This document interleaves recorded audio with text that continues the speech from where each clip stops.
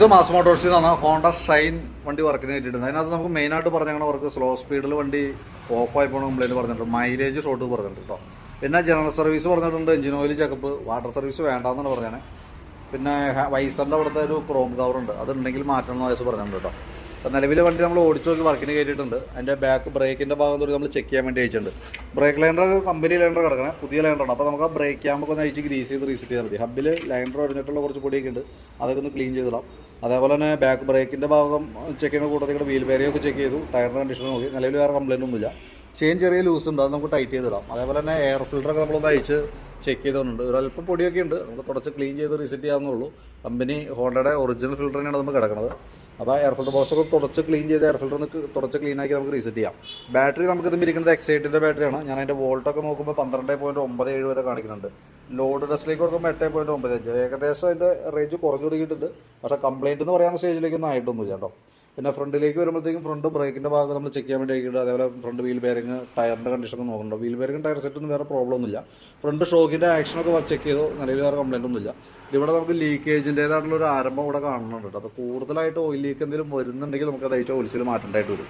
ഇപ്പം നിലവിലൊന്നും ചെയ്യണമെന്നില്ല, ഇപ്പം നിലവിൽ വർക്കിംഗ് കണ്ടീഷനൊക്കെ ഓക്കെയാണ്.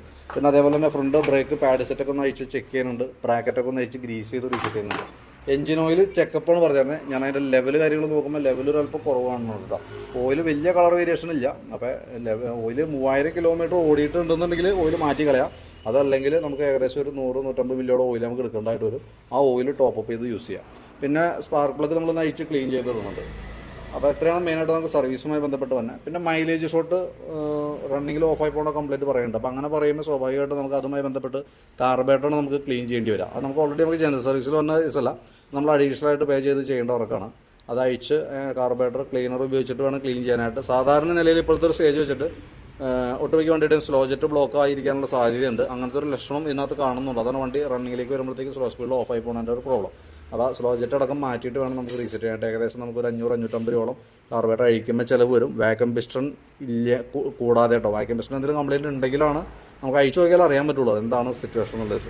അപ്പോൾ അഴിച്ച് ചെക്ക് ചെയ്യണത് നല്ലതാണ്, ക്ലീൻ ചെയ്യണത് നല്ലതാണ്. അപ്പോൾ ആ രീതിയിൽ നമുക്ക് പുറമേ നിന്ന് ചെയ്യാവുന്ന എല്ലാ ഭാഗങ്ങളും നമുക്ക് മൈലേജുമായി ബന്ധപ്പെട്ട് നമുക്ക് ചെയ്ത് നോക്കാം. പുറമേ നിന്ന് ചെയ്യാൻ പറ്റുന്ന കേസുകളൊക്കെ ഇതാണ്. ടയർ പ്രഷർ കാര്യങ്ങൾ തുടങ്ങിയിട്ട് അതിൻ്റെ ഡീറ്റെയിൽ ആയിട്ടുള്ള എല്ലാ ഭാഗങ്ങളും നമ്മൾ ചെക്ക് ചെയ്ത് വിടാം. കാർബേറ്റർ ക്ലീൻ ചെയ്ത് ട്യൂൺ ചെയ്ത് റീസെറ്റ് ആക്കാം.